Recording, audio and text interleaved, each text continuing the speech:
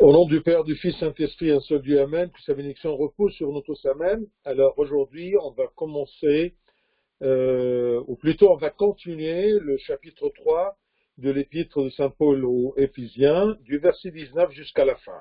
Ensuite, on va continuer le 4e chapitre. Alors, c'est écrit, verset 19, « Et connaître l'amour de Christ ».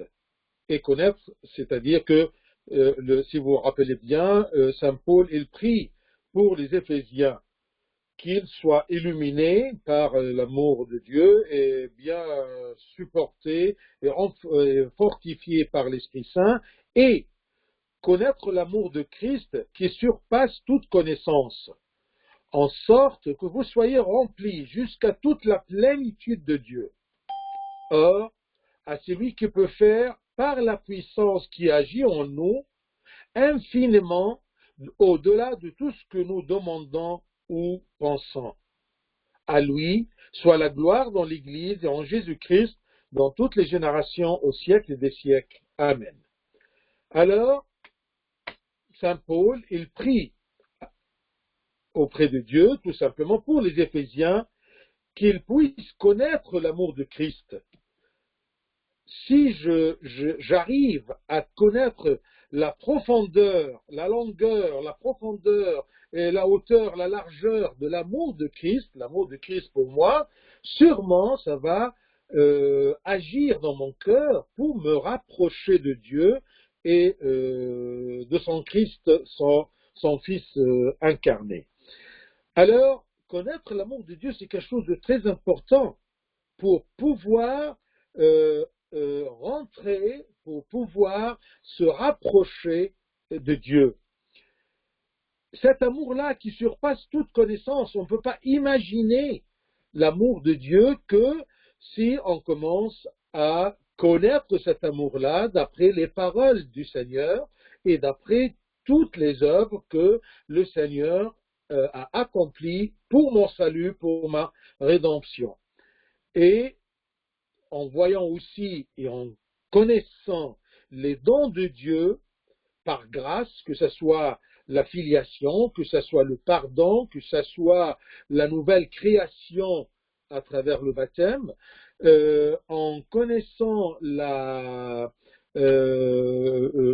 force que Dieu me donne, la force de l'Esprit Saint qui agit en moi pour me rapprocher de Dieu, me fait rentrer dans la présence de Dieu, eh bien tout ça, ça m'aide à me rapprocher de Dieu. Cet amour-là qui surpasse toute connaissance.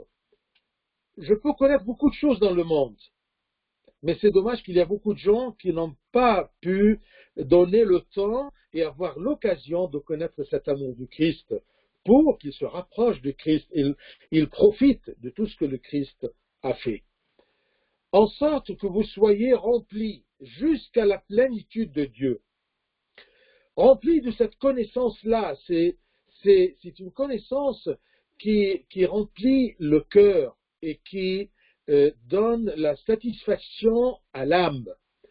C'est pour cela que quand on dit que l'âme remplie, l'âme satisfaite, l'âme qui n'a plus de faim, elle peut piétiner toutes les délices du monde, même le miel du monde. Pourquoi il y a des gens qui cherchent ailleurs, qui cherchent loin du Christ, qui cherchent hors du Christ, parce que tout simplement, ils n'ont pas connu la grandeur de l'amour de Dieu. Et ils ne sont pas remplis, ils ne sont pas satisfaits, ils n'ont pas vécu la satiété de l'âme. C'est pour cela qu'ils cherchent n'importe quel miel, même si c'est amer, que le monde présente. Il y a un dicton, comme je vous ai dit, un dicton des pères qui dit l'âme satiété ou l'âme satisfaite, eh bien, elle piétine le miel. Et l'âme qui a faim, tout ce qui est amer est sucré pour elle. Tout ce qui est amer est doux pour elle. Tout ce que le don nous donne comme amertume, eh bien, tout simplement, l'âme l'âme qui n'est pas satisfaite, qui n'est pas remplie de l'amour de Dieu, qui n'est pas remplie de la connaissance de l'amour de Dieu, eh bien, elle commence à chercher dans le monde quelque chose qui peut lui donner la satiété. Remplie jusqu'à toute la plénitude de Dieu. Plénitude, c'est-à-dire qu'il n'y a plus quelque chose, il n'y a plus de place pour autre chose. C'est ça la plénitude. Si je suis rempli, il n'y a plus de place pour autre chose. Et la plénitude, la connaissance de l'amour de Dieu et la plénitude de cette connaissance-là, eh bien, ça nous donne de ne pas chercher plus loin dans le monde. Cette âme-là, cet esprit rempli, ou cette personne remplie de la connaissance de l'amour de Dieu, n'a plus besoin de joie en plus de l'extérieur. Parce que cette connaissance-là de l'amour de Dieu, ça donne l'âme, ça donne l'esprit de l'homme une joie. Une joie qui lui donne aussi une paix intérieure. Il n'a plus besoin d'autre chose, la plénitude. Plénitude, c'est connaître Dieu, une connaissance réelle, profonde. Ce n'est pas tout simplement quelques pratiques religieuses, mais une connaissance. Je sens que je connais Dieu et son amour et son Fils. Alors Dieu devient notre suffisance. On n'a plus besoin de rien d'autre, de rien de ce monde. Et c'est ça le vrai chrétien, qui s'est rapproché de Dieu, qui s'est rempli jusqu'à la plénitude de Dieu. Donc cherchons à connaître Dieu en profondeur, connaître la plénitude de ses bénédictions, de ses dons, de la grandeur de sa sagesse et de sa puissance.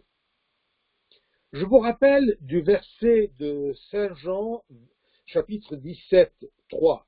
Jean 17, 3. Or, la vie éternelle, c'est qu'ils te connaissent, toi, le seul vrai Dieu, et celui que tu as envoyé, Jésus-Christ. C'est ça la plénitude, c'est ça être satisfait jusqu'à que je sens que je suis déjà dans la vie éternelle. J'ai une avance de cette joie éternelle, de cette vie éternelle. La vie éternelle, comme c'est écrit selon Saint Jean, c'est de connaître le seul vrai Dieu et celui que tu as envoyé, celui qui a envoyé Jésus-Christ. Parce qu'il y a des gens qui croient en Dieu, mais ne croient pas en Jésus-Christ. Mais la vie éternelle ici, c'est un verset très explicite.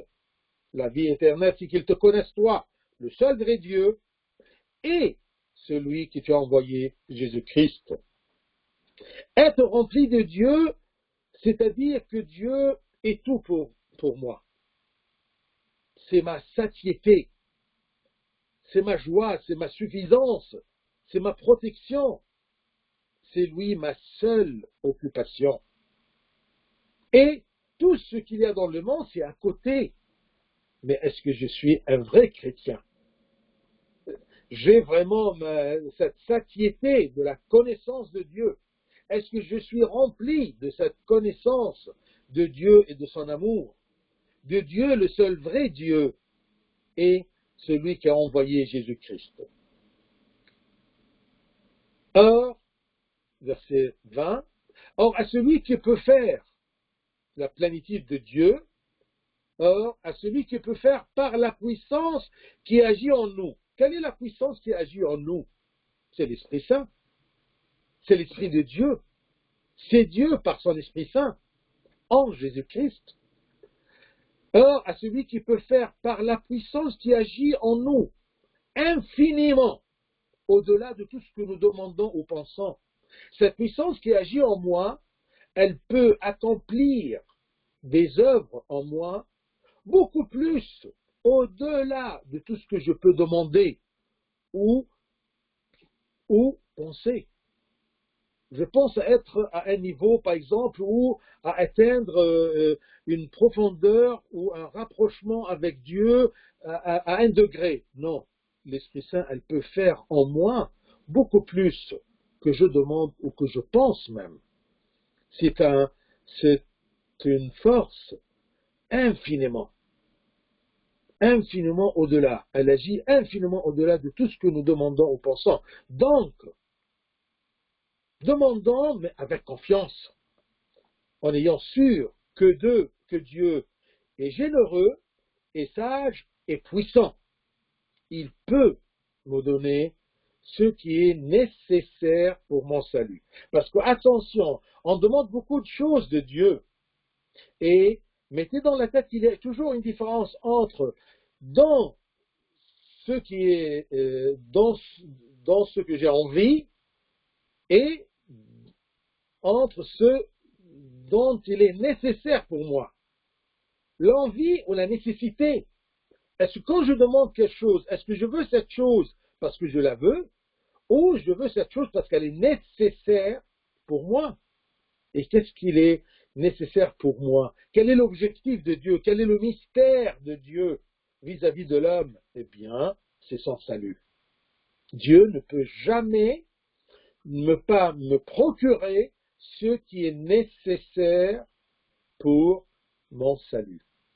Mais parfois, on demande beaucoup de choses dont on veut, mais elle n'est pas nécessaire. Et même si je demande quelque chose, que ce soit l'argent, que ce soit la santé, que ce soit quelque chose dans la vie mondaine, si c'est nécessaire pour moi, Dieu me la donne. Il y a beaucoup de gens pieux et des bons chrétiens qui sont riches et qui ont bonne santé. Il y a des gens qui ils cherchent la richesse, mais Dieu ne leur donne pas. Au contraire, dans le contraire. Peut-être la richesse et la santé, ça sera quelque chose de nuisible pour leur salut. C'est quelque chose de bien pour l'homme sur le niveau humain, sur le niveau charnel, sur le niveau mondain, mais est-ce que c'est nécessaire sur le niveau du salut? Ça, c'est important. Parce que parfois, on se demande, mais pourquoi Dieu ne m'écoute pas? Non, il t'écoute, il sait. Mais est-ce que c'est nécessaire? C'est indispensable? Ou c'est tout simplement parce que tu veux? Et parfois, on ne sait pas qu'est-ce qu'on veut pour notre bien. Parfois même, on se pose, est-ce que c'est possible pour moi d'être un bon chrétien? Oui, c'est possible. Parce que Dieu a une force qui travaille infiniment au-delà de tout ce que nous demandons ou nous pensons. Tu penses, est-ce que je peux avoir une part au royaume des cieux? Oui, tu peux. Mais tout simplement, rapproche-toi de Dieu et sois rempli de Dieu. Tu ne peux pas être rempli que si que tu le connais. Consacrant un peu de temps pour connaître Dieu, mais d'une façon assez profonde, non pas superficielle. Tu ne seras pas rempli dans la superficité de ta connaissance, mais que ta connaissance soit sur les niveaux de la largeur, la longueur, la profondeur et la hauteur de l'amour de Dieu et l'amour du Christ. La puissance d'agir de l'Esprit Saint est illimitée.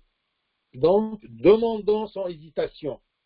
Demandons en toute confiance et méfions-nous du désespoir, parce que c'est l'arme fatale que les démons utilisent contre les enfants de Dieu. Ensuite, dernier verset. Si quelqu'un est rempli de la connaissance de Dieu, il est arrivé à la satiété, à cette plénitude de Dieu, eh bien, il lui reste rien à faire que louer le Seigneur. À lui soit la gloire dans l'Église, dans les cœurs de ses fidèles, l'Église unie en Jésus-Christ. À lui soit la gloire dans l'Église et en Jésus-Christ, dans toutes les générations au siècle des siècles. Amen. Donc, devant ces immenses dons de Dieu, cet amour grandiose de Dieu envers nous, qu'est-ce qu'on peut faire? On ne peut rien faire que, tout simplement, le glorifier dans son Église. Toute l'Église unie, toute l'Église formée de tous les gens, juifs et nations, eh bien, elle n'a que louer le Seigneur en Jésus-Christ. Tant qu'elle est en Jésus-Christ, eh bien, elle loue le Seigneur. Et puisque ce verset se termine par Amen, c'est-à-dire que Saint Paul, il a terminé un sujet, il va commencer un autre sujet. Ce qu'on va voir dans le chapitre 4. Comme ça, on a terminé les 3 premiers chapitres de l'épître des Éphésiens. Alors, si nous prenons le 4e chapitre, on va lire aujourd'hui du verset 1 à 6. Qu'est-ce qu'il nous dit Saint Paul? Je vous exhorte donc, moi, le prisonnier dans le Seigneur, à marcher d'une manière digne de la vocation qui vous a été adressée, en toute humilité et douceur, avec patience, vous supportant les uns les autres avec charité, vous efforçant de conserver l'unité de l'esprit par le lien de la paix. Il y a un seul cœur et un seul esprit, comme aussi vous avez été appelés à une seule espérance par votre vocation. Il y a un seul Seigneur, une seule foi, un seul baptême, un seul Dieu et Père de tous, qui est au-dessus de tous et parmi tous et en tous. Gloire à lui éternellement. Amen. Alors, de l'habitude de Saint Paul, dans une épître, les premiers chapitres, il révèle une connaissance. Il révèle des mystères du Christ, des mystères de Dieu vis-à-vis de l'homme. Il présente, dans les chapitres précédents, les intentions de Dieu vis-à-vis de l'homme. Et ces intentions-là étaient avant les temps.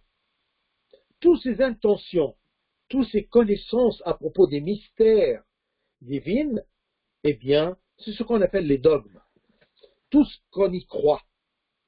On croit dans une vérité que Dieu nous a révélée. C'est ça la croyance. Je crois en quoi? Mais après qu'il présente ceci dans les premiers chapitres, Saint Paul il a l'habitude de commencer à nous dire comment vivre ces valeurs, comment vivre cette vérité, comment vivre les mystères de Dieu, comment vivre pour accomplir et plaire à Dieu, pour accomplir les intentions de Dieu, le plan de Dieu pour notre salut. Il commence là à préciser l'image que l'homme doit présenter selon la volonté de Dieu, le comportement demandé par Dieu. Comment puis-je vivre? Comment puis-je vivre comme chrétien? Eh bien, Saint Paul, il va commencer à nous préciser comment vivre. Quel sera le comportement qui convient à la volonté de Dieu et à la valeur de cette vocation qui a été adressée à nous. C'est pour cela qu'il dit, je vous exhorte donc, je vous demande, je vous prie, parce que c'est quelque chose d'important. Comment vivre comme un chrétien, c'est quelque chose qui nous concerne, mais profondément. C'est bien de connaître, mais une connaissance sans pratique, une connaissance sans œuvre, une connaissance sans foi, ça n'apporte rien, ça ne sert à rien. N'oublions pas que les démons connaissent beaucoup plus que nous. C'est écrit, tu crois que Dieu est un, les démons croient aussi. Mais la différence, comme je vous ai dit toujours, la différence entre ma foi et la foi du démon, c'est que moi, ma foi est vivante. Elle est suivie par des actes et par une obéissance à Dieu. Mais Satan, le démon, il connaît, mais il ne veut pas suivre Dieu. Donc, connaître tout simplement, ça ne sert à rien. C'est une connaissance diabolique, pas une connaissance chrétienne qui me mène au salut, qui me mène dans le sein, voilà, me mène au sein du Père. Nous, les chrétiens, nous sommes invités à quelque chose de noble. Nous sommes invités à quelque chose de suprême, de très haut. Nous sommes invités au royaume des cieux. Nous sommes invités pour avoir comme don des privilèges éminents, comme la filiation, la gloire, l'héritage céleste. Nous avons une vocation suprême. Nous sommes invités à une gloire céleste grandiose. Donc, on doit se comporter d'une façon digne de cette invitation, de cette vocation. C'est pour cela qu'il nous dit à marcher d'une manière, à se comporter d'une manière digne de la vocation qui vous a été adressée. C'est important de connaître la valeur de cette vocation-là, la grandeur, la noblesse de cette vocation-là, le royaume des cieux, être enfant de Dieu. Un chrétien qui connaît ceci, qui connaît la profondeur de cette vocation, qui connaît, et pour connaître, on doit chercher, on doit écouter, on doit consacrer un peu de temps pour la parole de Dieu. Alors, la personne qui connaît la valeur de cette vocation, sûrement il va se comporter d'une façon digne de cette vocation, d'être enfant de Dieu, d'être partenaire de l'héritage de Dieu, d'être assis dans la gloire de Dieu. Et ici, Saint Paul, il répète, si vous avez bien remarqué, je suis moi le prisonnier. Je vous demande, je vous supplie, moi le prisonnier dans le Seigneur. On a dit la dernière fois, quand il a dit ceci, on a dit qu'il se considère prisonnier entre les mains de Dieu. Pas chez les Romains, pas chez les hommes, mais dans le Seigneur, à cause du Seigneur. Moi, le prisonnier dans le Seigneur. Donc, malgré les chaînes mises aux mains de l'apôtre, il sent qu'il est en liberté en Christ. S'il est enchaîné à cause de Christ, il est libre. Parce que ces chaînes-là, ce sont des chaînes mondaines qui ne peuvent pas emprisonner son cœur et sa joie intérieure et sa paix intérieure. Il y a un dicton d'un des pères qui dit « Un chrétien enchaîné est beaucoup mieux. Un chrétien enchaîné est beaucoup mieux qu'un roi sans Christ. » Regardez la beauté de la foi de ce saint qui a écrit ça. Sûrement c'était un martyr, enchaîné dans le Seigneur.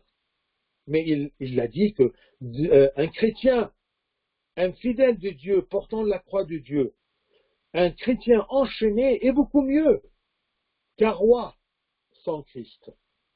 Regardez, est-ce que avoir le Christ, être en Christ pour moi, c'est quelque chose d'éminent comme ceci, mieux qu'un roi qui est sans Christ? Et quand il rappelle toujours qu'il est prisonnier dans le Seigneur ou pour le Seigneur, eh bien c'est un appel à tous ceux qui l'écoutent en les sollicitant à accepter, à supporter les tribulations pour le Christ. Tant que tu portes le nom du Christ, tant que tu témoignes le Christ, tu es toujours persécuté de tout le monde. Regardez Marc 13, 13. Vous vous rappelez Marc 16, 16, quand il parle à propos de celui qui est baptisé, et celui qui croit et sera baptisé sera sauvé. Marc 16, 16. Il y a un autre astuce comme ça évangélique, Marc 13, 13. Qu'est-ce qu'il dit? Vous serez haïs de tous à cause de mon nom.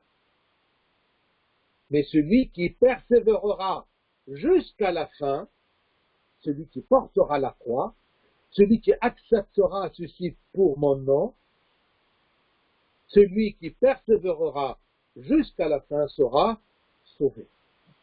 Marc 13, 13. Moi, le prisonnier dans le Seigneur. Alors, si aujourd'hui, je subis des tribulations à cause du nom du Seigneur, parce que je porte le nom du Christ, et je l'accepte, eh bien, soyez joyeux, soyez sûrs que vous serez sauvés. Et nous serons haïs de tous. Imaginez-vous que ça ne se ferait pas. Mais ça me rassure que Dieu, il sait tout. Et puisqu'il sait tout, il va agir. Et puisqu'il est puissant avec la force de son Esprit Saint, eh bien, je suis libre. Je n'ai pas la peur qui m'enchaîne. N'importe tribulation, tant que je suis rempli jusqu'à la plénitude de Dieu, eh bien, je peux agir et être tranquille et heureux, et je serai sauvé. Quand on parle à propos de la plénitude de Dieu, jusqu'à le niveau de la plénitude de Dieu, Dieu remplit tous les chrétiens dans tout le monde, dans tous les siècles, sans qu'ils soient diminués. C'est une source très riche et très généreuse. Elle ne se termine pas. Regardez une source qui donne de l'eau, qui donne de l'eau. Tous les gens sont satisfaits, mais la source ne diminue pas. Et c'est pour ça qu'on dit que notre Dieu est la source de notre vie, est la source des talents et des dons et des grâces. Ça ne diminue jamais. Il est grand, le Seigneur. Et il nous remplit jusqu'à sa plénitude, jusqu'à un niveau qui n'a pas de limite.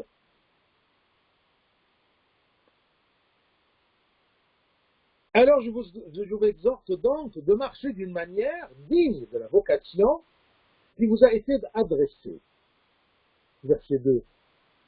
Comment je marche? Comment je me comporte? Dans ce verset-là, il y a 4 piliers du comportement chrétien.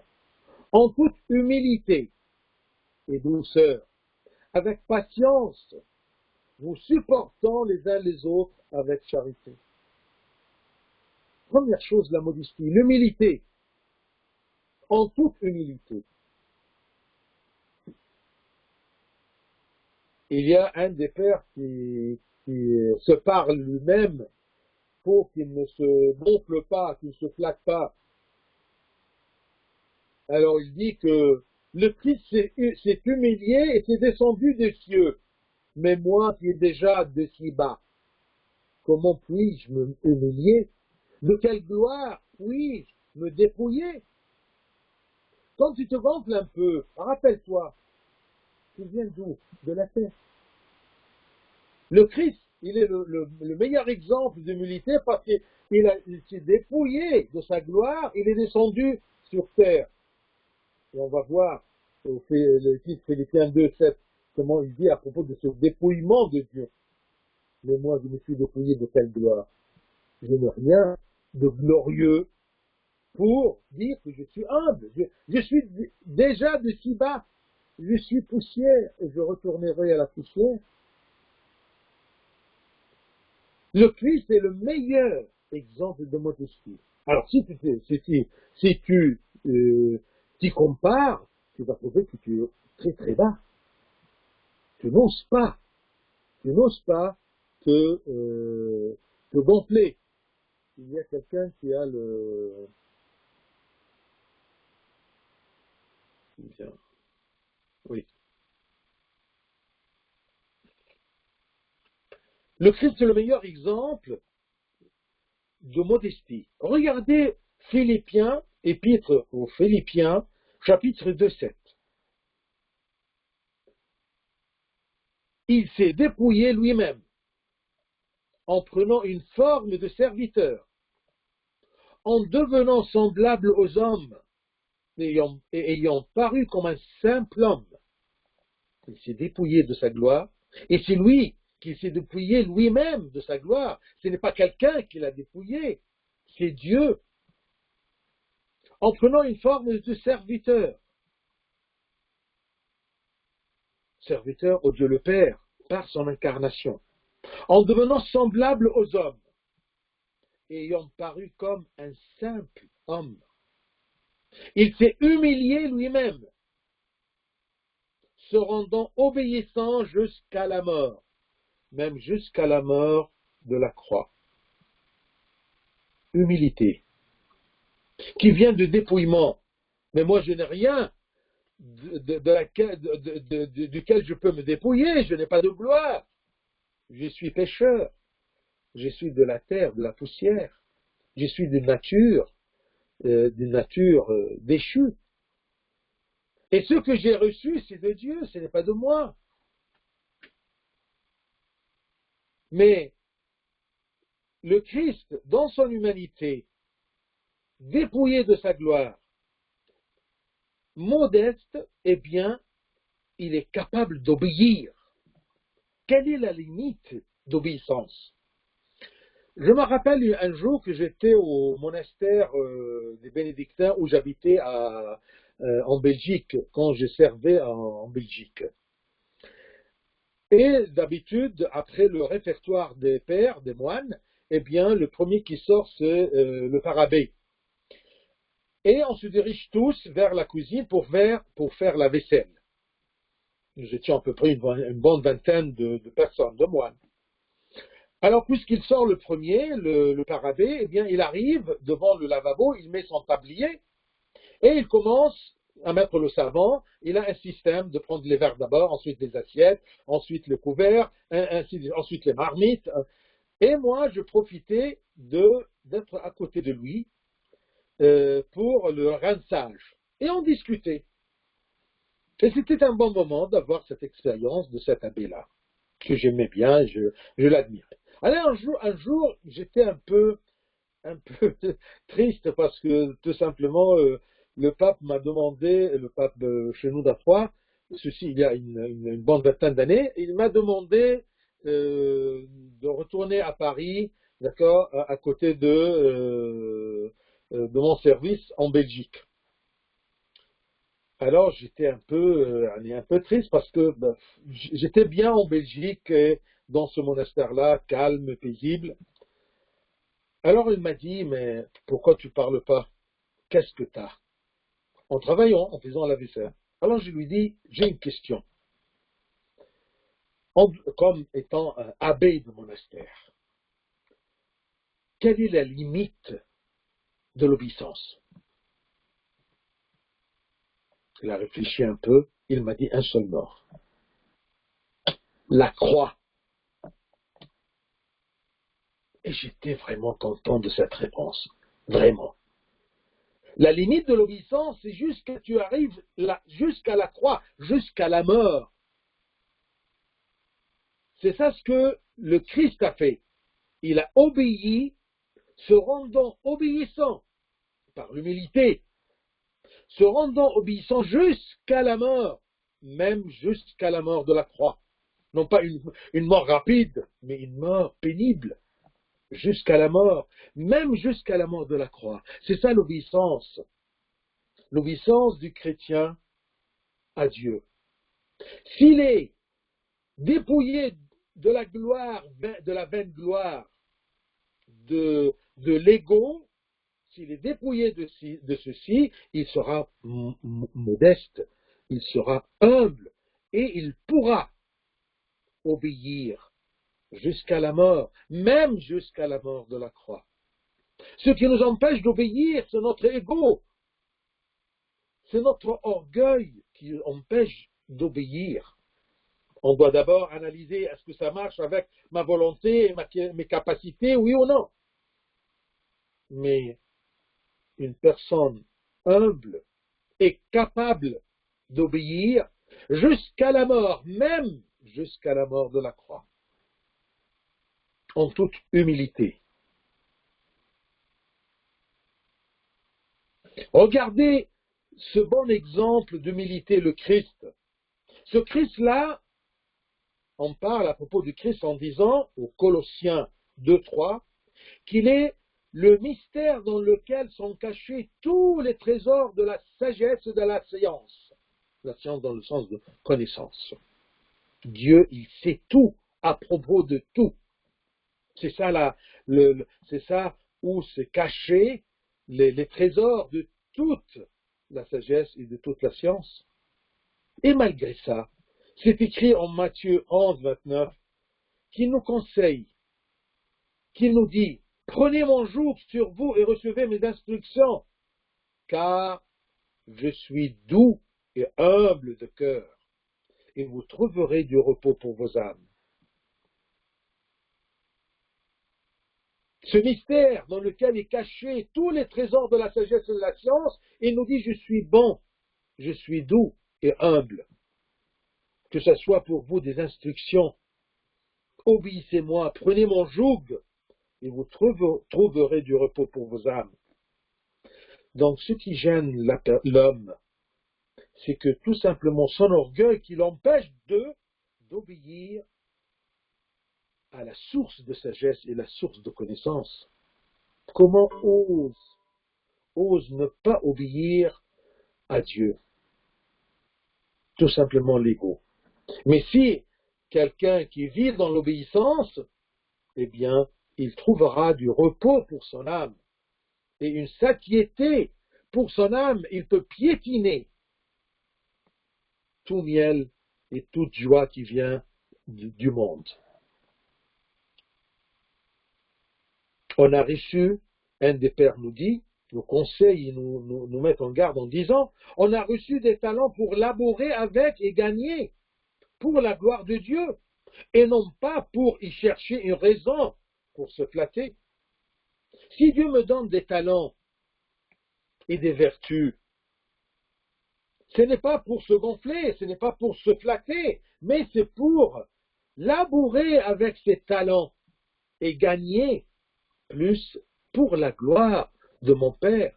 C'est ça la vocation qui nous a été adressée, de labourer avec ce que Dieu me donne pour la gloire de Dieu et pour être récompensé au royaume des cieux.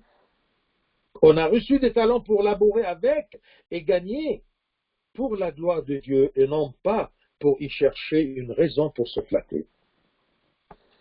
En toute humilité et douceur, comme humble et doux. Et chaque humble est doux. L'humilité, c'est ce qu'on appelle le deuxième mille et l'autre joue. Vous savez bien que Matthieu 5, 41, c'est écrit, si quelqu'un te force à faire 1 000, fais-en 2 avec lui. Et Matthieu 5, 39, mais moi je vous dis ne pas résister aux méchants. Si quelqu'un te frappe sur la joue droite, présente-lui aussi l'autre. Qui peut faire ça? Qui peut obéir à ça? La personne humble, qui est remplie de la connaissance de Dieu, et il sait bien qu'il est le trésor de toute sagesse et toute science et toute connaissance. Toute humilité et douceur avec patience. Avec patience, c'est-à-dire ce qu'on appelle la longanimité, la longanimité. L'indulgence de la personne qui aurait le pouvoir de réprimer et de punir, mais il a une indulgence, la longanimité. C'est une importante qualité pour tous les responsables et pour tous les éducateurs et de tous les chefs responsables et tous les parents. Il doit avoir une longanimité, mais il ne peut pas l'avoir que s'il a l'humilité et la douceur pour être couronné par cette patience, cette longanimité. Romains 2, 4 nous dit: ou méprises-tu les richesses de sa bonté, de sa patience et de sa longanimité de Dieu, ne reconnaissant pas que la bonté de Dieu te pousse à la repentance? Ne méprise pas cette longanimité, ce n'est pas une faiblesse, mais au contraire, c'est un amour. Il a la patience. En toute humilité et douceur, avec patience, vous supportant les uns les autres avec charité. Donc, humilité et douceur, longanimité, supporter les uns les autres. Un acte direct, de la longanimité, c'est de supporter par amour. Ne punis pas chaque faute quand tu as le pouvoir de punir. On doit respecter la différence des opinions, la différence des idées, des coutumes même. Si tu n'es pas d'accord, d'accord, mais sois humble, sois respectant les autres. Il accepte, accepte, il n'accepte pas, il est libre. Il est responsable de son choix et de son idée. Dieu supporte beaucoup nos fautes. Et s'il n'aurait pas supporté nos fautes, il était d'une longanimité avec nous, nous nous serions anéantis. Rappelle-toi que Dieu, malgré sa puissance, eh bien, il a une longanimité incroyable, infinie. Non pas par faiblesse, mais par amour et par sagesse. Et par amour parce qu'il veut me gagner au royaume des cieux. C'est pour cela qu'il a une patience. C'est ça comment se comporter. Humble, doux, avec patience, longanimité, supportant les uns les autres avec charité. 3. Vous efforçant de conserver l'unité de l'esprit par le lien de la paix. Regardez ici, on va s'efforcer, non pas à faire l'unité, parce que l'unité est déjà faite par la foi qui nous a réunis, par le baptême qui nous a réunis, par la communion qui nous a réunis. Donc l'unité de l'esprit des fidèles dans l'Église en Jésus-Christ est déjà là, est déjà accomplie par l'œuvre du Christ.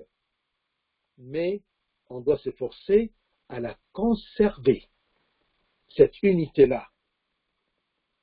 Et cette unité-là ne peut pas exister dans une atmosphère de querelle et d'animosité. Ça ne marche pas. Mais on doit la conserver dans un état de paix. Et cette paix-là ne vient pas que à travers l'humilité des gens, des membres de l'Église, les membres du corps du Christ.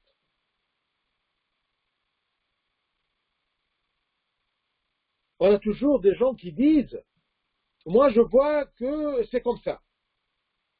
Ça ne peut pas être que comme ça. » Comme on dit toujours, une personne qui n'écoute que l'écho de sa voix. Il ne peut pas entendre les autres. Il ne donne pas même à lui-même une chance de voir. Peut-être il se trompe. Non, je suis sûr. C'est comme ça, c'est comme ça. Là, nous constatons que la cause des conflits et des séparations est l'ego. Mon idée, ma pensée, ma volonté, je. On dit toujours que les parents, ils commencent toujours leur phrase avec les enfants par je. Ou l'époux avec l'épouse. J'ai été dit. Je te demande. Il n'y a pas peux-tu, veux-tu, non, je, l'ego. Remarquez ceci, même toi avec ton frère, même toi avec ta sœur, je. Méfiez-vous des phrases qui commencent par je. Je t'ai dit plusieurs fois. Je t'ordonne de faire ceci. Je pense. Attention. L'ego. L'ego fait chasser la paix entre les gens. Et une fois la paix partie, on ne peut jamais aboutir à l'unité de l'esprit. Unité de l'esprit, c'est-à-dire nous avons un seul objectif, le royaume des cieux, plaire à Dieu, être dans le chemin de Dieu. C'est ça l'unité de l'esprit, l'unité de la pensée, l'unité de se comporter. Ceci dans l'atmosphère de la paix. L'épître de Saint Paul, première épître de Saint Paul aux Corinthiens, chapitre 3, verset 3. C'est écrit, « En effet, puisqu'il y a parmi vous de la jalousie et des disputes, n'êtes-vous pas charnels, et ne marchez-vous pas selon l'homme, l'homme c'est-à-dire l'homme charnel, le vieil homme qu'on a qu'on a assommé dans le baptême, qu'on a enterré dans le baptême. Alors, n'êtes-vous pas charnel? S'il y a parmi vous des jalousies et des disputes, comment voulez-vous accomplir le mystère du Christ? C'est un seul corps, une seule Église. En Jacques, chapitre 3, 18, c'est écrit, le fruit de la justice est semé dans la paix. Si vous voulez avoir les fruits de la justice, de la vérité, eh bien, ça doit être semé dans la paix par ceux qui recherchent la paix. Le laboureur, c'est une personne qui cherche la paix parce qu'elle est humble et douce et vit la longanimité et supporte les autres. Il ne cherche pas la petite paille pour punir. Si il a le pouvoir de punir, parfois on se fait des juges et on n'a pas le droit de le faire. La paix. Vous efforçant de conserver l'unité de l'esprit par le lien de la paix. Et notre paix est le Christ. Le Christ est notre paix. Pas de vraie paix hors du Christ. Rappelez-vous de Éphésiens, le même épître, là, la même épître, chapitre 2, versets 14 et 15, si vous vous rappelez, c'est écrit, car il est notre paix. Lui qui, des deux, des nations et des juifs, n'en a fait qu'un, et qui a renversé le mur de séparation, l'inimitié, ayant anéanti par sa chair la loi des ordonnances dans ses prescriptions. La loi dans ses ordonnances, si vous vous rappelez, c'est la loi de Moïse, qui était vraiment une pierre d'achoppement entre les Juifs et les nations, afin de créer en lui-même, en Christ, avec les deux, un seul homme. Avec les deux groupes d'humanité, Juifs et nations, avec les deux, un seul homme nouveau, en établissement la paix. Cette paix comprend du Christ, c'est lui qui nous l'a fait.